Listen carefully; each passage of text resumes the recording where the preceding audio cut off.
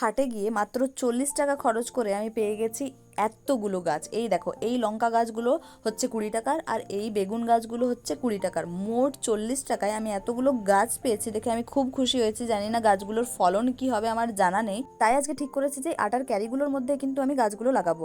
আমার গাঁদা ফুলের গাছগুলো তো তোমরা দেখেছো যে কত ফুল ধরেছিল এই প্লাস্টিকের ক্যারিতে লাগানো গাছে। তাই আজকে আমি ঠিক করেছি যে এই ক্যারিগুলোর মধ্যে কিন্তু আমি আমার এই এতগুলো গাছকে বসাবো। তাই আজকে দেখো আমি বসিয়ে নিচ্ছি, যদিও গাছ বসানোর পরে দাদু দেখার পর আমাকে বলছিল যে এই ক্যারিগুলোতে আবার গাছ হবে, আর গাছ হলেও সেই গাছগুলোতে কি ফল ধরবে আদৌ।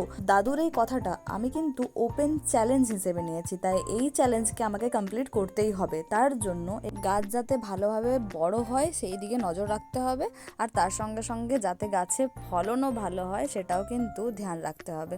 তাই এই চ্যালেঞ্জকে আমি পুরো করতে পারবো কিনা আমার জানা নেই। তোমরা আমার সঙ্গে থাকো, ততক্ষণে আবার দেখা হবে।